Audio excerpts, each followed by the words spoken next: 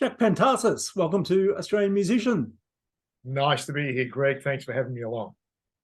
Jack, I know that there was a lot of music in your home growing up. Your dad was a pianist, your brother Gerry is a well-known drummer. So there's a lot of music in the house. But what were the albums that you listened to that maybe influenced the kind of music you play now? Wow. Okay. That's a great question. In reflection, there's the Beatles are always in there.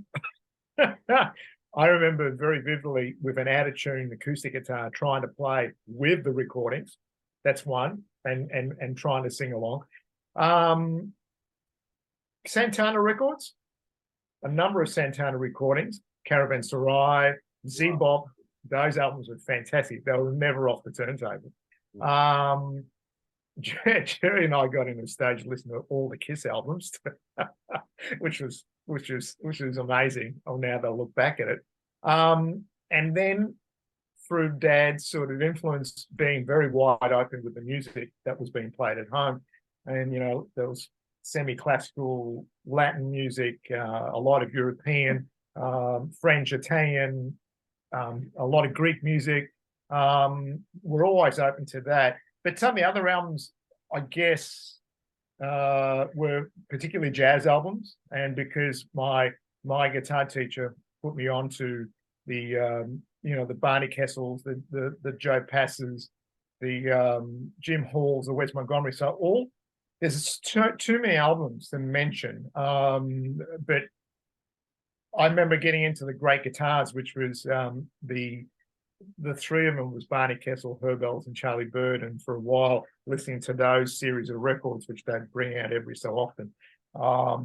So I'm not really. I've got a lot of albums down here still. I've got vinyls down here that I have from my teenage years and before and earlier that I pull out and go through. But they're just some different artists rather than albums that I can lock into.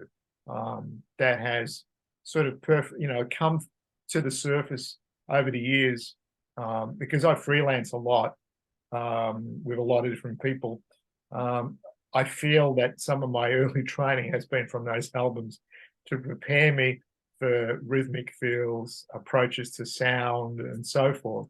As an accompanist too, I do a lot of accompanying for people, a lot of singers, a lot of vocalists, sitting in with different outfits and rhythm sections, small and big rhythm section things, or working with Gerry on carols the last 8 years.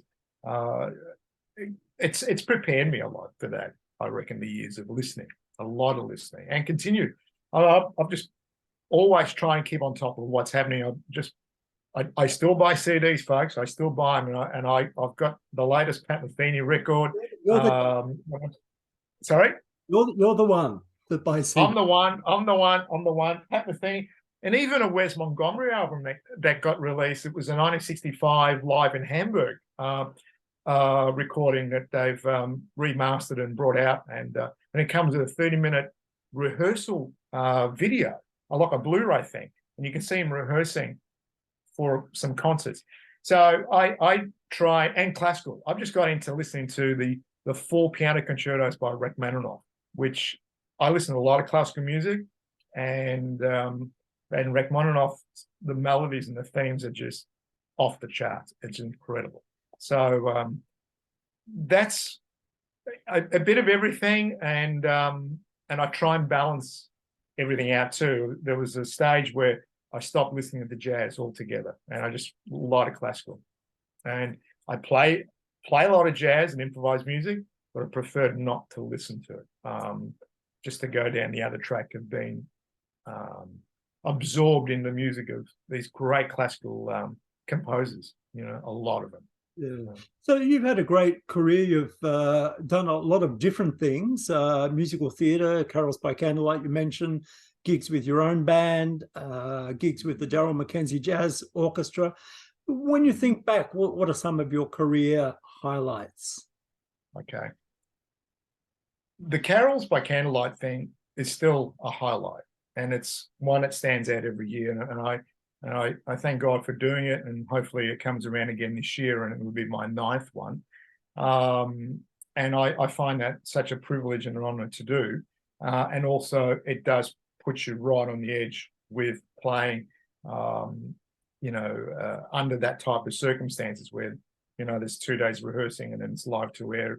And I think Gerry did say to me at some stage, this is the only and the last live to air thing that happens on Australian TV. I'm not too sure about if that's correct, but when you play and you think about that, it does stick out. Some highlights. My first entry into, I did look to lay it down on the line. I've never sat in to do the guitar player for a theatre show, but I've been the fill-in guy. So, like my good friend Simon Patterson was that guy at that stage, and Simon would give me palm off some stuff for me. But there was one, the first one I did stands out. Gary Vickery, great guitar player from Sydney.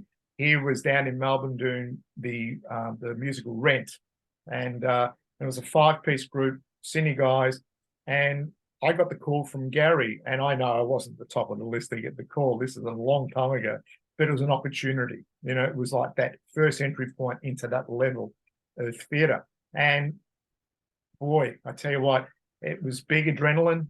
You don't get rehearsals, you only get prep time.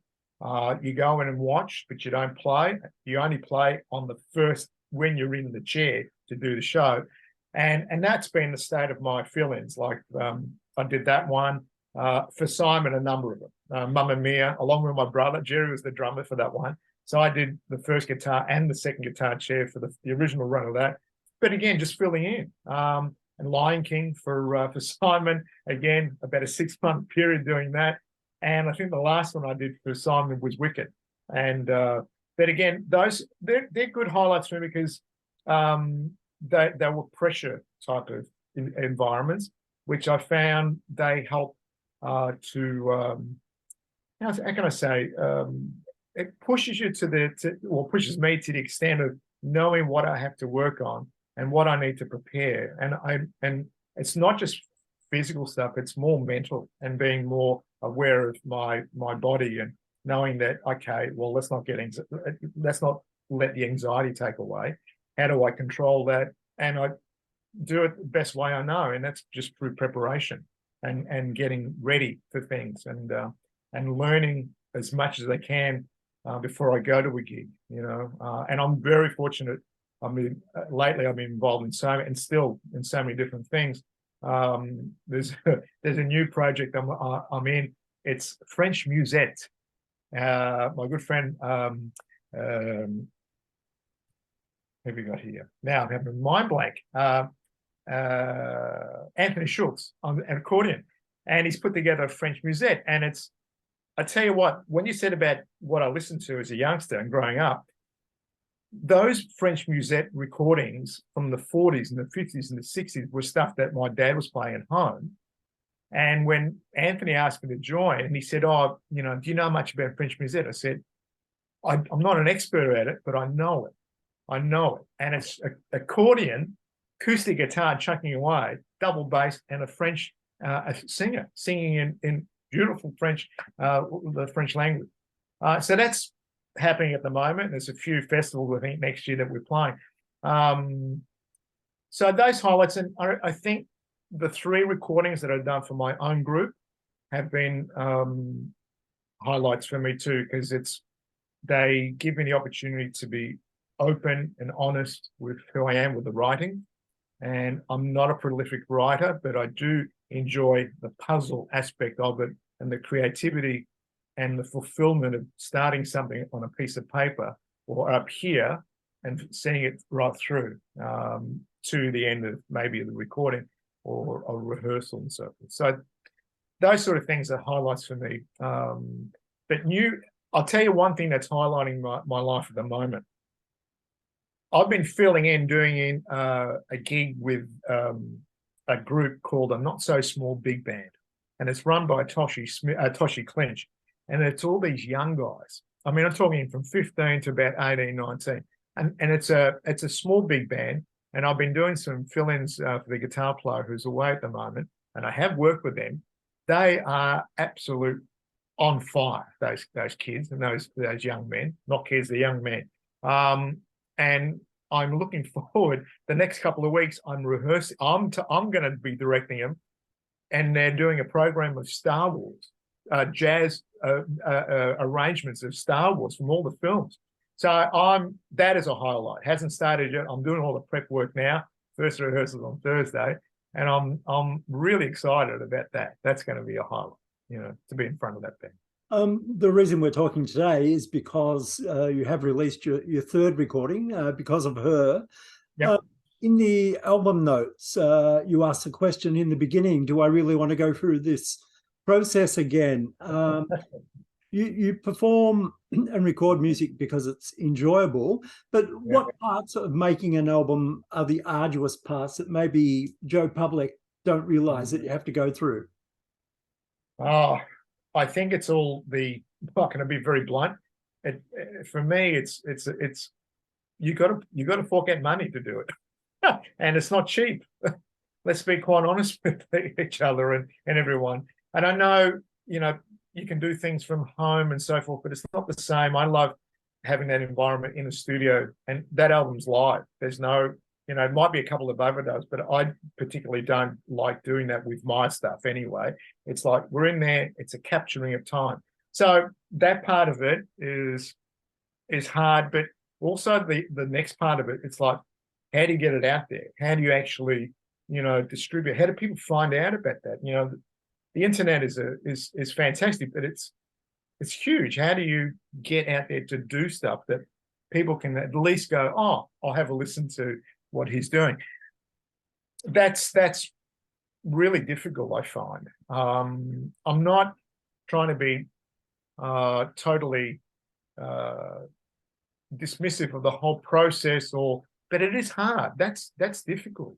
I think all musicians, and we all love at the end of a gig leaving and feeling fantastic with what you've done and how you've played and how the band's played. And if you get a couple of lovely comments from some people in the audience, that's a blessing. That's fantastic. But a recording is different. It's I enjoy the process. I enjoy, like I said before, the writing and maybe rehearsing and getting things right. But it's the post stuff. I think it's really a little. Maybe I'm not that experienced with it. And having 3 albums, 12 years between the second one and the third one, that tells you a lot. But my good friend and the producer, Lee Bradshaw, he's to blame for this too. He asked me, he said to me, you need to do another one, and I want to help you. And if it wasn't for Lee, I think I probably would not have pushed myself to that next step. But in hindsight now, I'm glad I did. I'm very proud of that recording. It's got quite a lot of meaning for me over the last few years, and I hope people can see and feel something from it when they hear it. Yeah. There's some straight ahead jazz, there's some fusion, some classical, some Latin. Was it always your intention to show off the different shades of your playing? No, I think it just happens that way. It's not, I think it's part of who I am, basically. I don't think I could do a whole straight ahead jazz album. I don't know if I can. I shouldn't really corner myself into that comment, but I think it's just testimony to what I am, who I am as a person, that I like that sort of array of expression. So yeah, it has got a bit of everything in it, but it wasn't sort of pre-planned, Greg. When I sit here and write things, or I'm walking around and I hear things, it's got to be honest, and if it's Latin or if it's a fusiony thing, that's what's got to come out. I'm not really sort of too forcing myself to think that I have to do this or I have to do that. I'll just write and see what comes of it. Which is probably good and bad with that. I'm not too sure, but anyway. The title of an album can come from anywhere. Why is Because of Her the title track? Okay, so it all has to do with my beautiful wife, Natasha. So we met in 2013 in Athens, and a lot of things changed for us. We got married 2 years later, Natasha came to Australia. She's now a citizen. And a lot of things have changed in our lives. And for me, and of course for Natasha coming to a new country and loving it here. And also because of our getting together in our marriage, the connection back to Greece for me has been a beautiful thing, because being a first migrant, first generation here, I think this is the same for a lot of people. We sometimes lose where we come from, and I felt that over the years. Not to say anything negative about being brought up here. I think we're very lucky in this country, extremely lucky, and fortunate. But I did feel I was probably moving away from the where my parents came from, and I really didn't really feel anything for back there. So I think because of my wife, that connection with Greece and understanding my roots, and especially the island where my mum comes from, Kefalonia on the west coast, all those sort of things, and we go and visit the island when we can. I could feel the connection, and if it wasn't for my wife, because of her, all these things probably would not have manifested at all. So it's been another leaf in both our books and our lives, and I feel that it's helped us to move to the next section of our lives. And for me, that's part of the music. I think that's what I brought to the music, and I think it's coming through now after the last 10 years that we've been together, in this change in both our lives.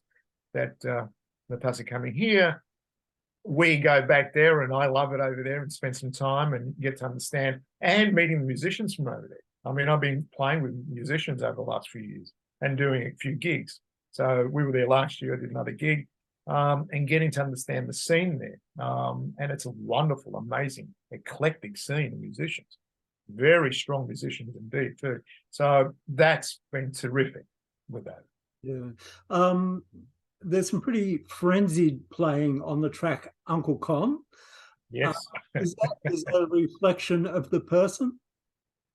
Yeah, well, I think most Greeks have an Uncle Con in their family, and we definitely did. We had two of them in our family, and one of them is still with us, thank God. But I think as a youngster, growing up in a Greek sort of, first migrants here in Australia, lots of parties and lots of talk and mayhem, but all beautifully. I have vivid memories, growing up of these parties, because we grew up in Northcote, and the heart of Northcote, and all our relatives were around that area, Brunswick, Thornbury, and they'd get together and have amazing parties and stuff.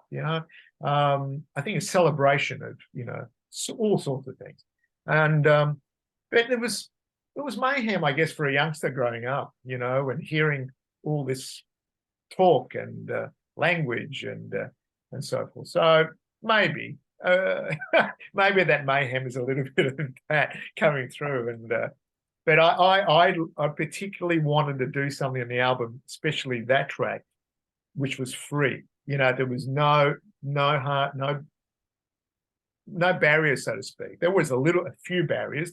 Let's not go on for like an epic, but let's just see what happens and create. And with Tony Hicks on the album, it's very easy to do this when you have the right people around you who are in the right frame of mind, and being totally free and open with whatever starts. It's going to go somewhere. It may end, it may continue, and may again morph into something else. So for that brief section there, that is totally free. That's live. There's nothing worked out from beforehand. That's it. No, I think that could be a first take. I'm not too sure that because we did a number of takes. Let's talk about the guitars that you used on the album. The Godin Montreal, would you consider that to be your main guitar?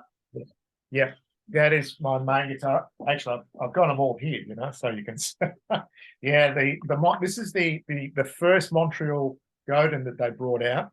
And it is and has been my main guitar. It's very versatile, and I do string it up with flat wounds on this one, and it has had a few mods done to it. But it's got a 5-way toggle switch.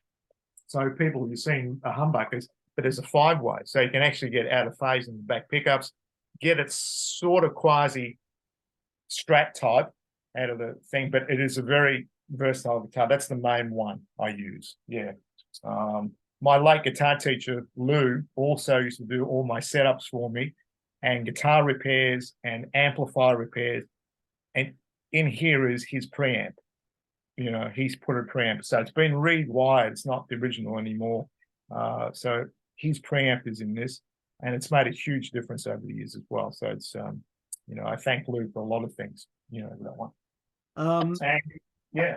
Your Ibanez LR10, is that the Lee Ritenour model? Yep, I've got it right here. This is great. This is the Lee Ritenour 83 model. I just got it set up by Mr. Michael Gonfier the other day at Shred Guitars, I think it is. It's a brilliant guitar. I probably, this one comes out a lot with gigs that I have to do step on a fair amount of pedals, let's put it that way, you know, because I can play jazz to fairly heavy sort of overdriven sounds with this, and it's the pickups and it's a fantastic, and it has got round wounds on this one, so it's got that little bit more crisp and brightness to it, but it's a really lovely guitar to play all round, all styles, you know. So that's the other one I use. I guess you had Lee Ritenour albums in your collection? Yes, definitely. Yeah, a fair amount of Lee Ritenour, Larry Carlton, you know, George Benson. You know, I guess when you spoke to Gerry about Larry Carlton and his experience with Larry, it was great that, you know, and we were so chuffed and proud that Gerry had that gig around Australia and New Zealand with Larry. A small story with that one. Gerry said to me a few days before Larry came over, he said, "Would you mind going to the airport and picking him up with his manager?" I said, are you kidding?" So I had the absolute pleasure of picking up his manager and Larry, and I took him from the airport to the hotel. And I remember in the car, I'm saying to him, you know, if they wanted to have something to eat, let me know. I know a good Japanese restaurant. and they said, "Can we get back to you?" And I said, "Yeah, no problem." I dropped them off, and I got home, and about 10 minutes, the manager rings me up and says, "Oh, you reckon we can go?" I said, "Absolutely, I'm right there." So I had him at a restaurant in High Street in Northcote at a Japanese restaurant for 3 hours, and with Larry and his manager, and it was incredible. You know, growing up listening to those records, and here I am speaking to one of the Wrecking Crew, you know, from that period. It was great. He was so humble, so lovely to talk to. I should remember his manager's name, but you can't remember. Gerry's going to shoot me. And he's his sound guy and to guitar tech, and also Robin Ford's manager and sound tech and guitar. So yeah, a lot of that sort of stuff. Yeah. And this guitar here is also on the album. I've got to tell you, it's the Shiro 175 copy. This is my first electric guitar, Greg. This is what I learned on. I got this given to me by my dad, I think, when I was 13, and having lessons with my good teacher, Lou, the Lariva, and I still have it. And it's set up, and I do a fair amount, not a lot of gigs, but a few amount of gigs and sessions. But that's on one track, I think, on the album. I wanted that on the album as a dedication to Lou. And so, you use a couple of acoustics on the album? Yes, I used my Kato Classical. I can't remember which model. Beautiful, simple, non-cutaway classical guitar. And I used a Walden. I've got a baritone acoustic, which I've tuned. It's down a fourth, but it's the half Nashville tuning like Pat Metheny. So the third and fourth strings are up an octave, So, once you strum through it, the only strings that sing out are the third and fourth. So I used that on the duo with Tony, like a rose, and it came out beautifully. So those guitars and the Strat, I use a Fender Strat and a sort of a basic or a standard American Strat with that one. Yeah. On the album notes, you also thank Marcello at Eastgate Music for his help with the gear. Yeah. Yep. A lot of people get their gear online these days. How important have musical instrument stores been to you throughout your career? Oh, very, very. I have a history with Marcello. I goes back about 30 years when March was working at Fretted Instruments, and I was teaching at Fretted Instruments in the Brunswick store in Brunswick Street, so in Fitzroy. And I was working for Burns Music Land as well in retail. And so that's another side of my life that I'm really proud of, because I got to meet so many fantastic wholesalers and people who were, whether an instrument, Bruce Howison from Dynamic Music, for example, I've known for a long time. And Bruce was fantastic, and lots of other people too. But having that connection with a shop and someone like Marcello, for me, who's got stacks of knowledge, on guitars. And, it's a good connection to have. I like having advice if I need advice on certain things. He's helped me out with certain pedals and amps. In fact, that LR10, can I tell you the story? That used to belong to Marcello. That LR10. He got that from the Ibanez. Hopefully I haven't got this wrong, March. He got this from the Ibanez clinician in the 80s. It came out. He had the guitar, and when we used to do Italian reception gigs, because that's one of my growing up stuff as well, playing, he'd be in one room of a reception center playing with that band. I'll be in the other one, and I'd be looking at his guitars, and that guitar was on his stand. Fast forward like 20 years, I had a student in here once at home. He came in with a guitar, and I said, I know that guitar. He said, I told him where he got it from. He got it from March. And I said, well, if you ever think of selling it, you got to let me know. So it's in my hands now. So that connection with Marcello over the years, Marcello knows I've got the guitar. He's actually come and seen me play with that guitar. But it is important. And having that, going into a shop and seeing things, like the guitar show, for example, it's wonderful. Everyone should get down there to just see what's there visibly and in person and meet the people, because it's all about people. I don't care what you say, it's about people. And getting to know where they're from, what they have, their stories. It's a good connection to have, Greg, I think, and very important. Yeah. I saw you in another interview on YouTube saying that you're not going to be able to buy a yacht from the proceeds of this new album. But what are your hopes for this release? My hopes. My hopes are that I would like to think people will enjoy it, even if they enjoy one track off the album, because it's so varied. That it opens a few doors for people if they listen to it, maybe as a bridge to get into other amazing music that is around in our country. I mean, speaking as a guitar player, I'm humbled by so many amazing guitar players we have in this country, from varied styles. We can just go on and on about this. And I guess I think an opening for people to know what I do a little bit and to appreciate and maybe enjoy, sitting back with a glass of wine and enjoying the album. And hopefully it says a story to them from beginning to end. It's not a concept album, as you know. It's just a collection of things honestly written.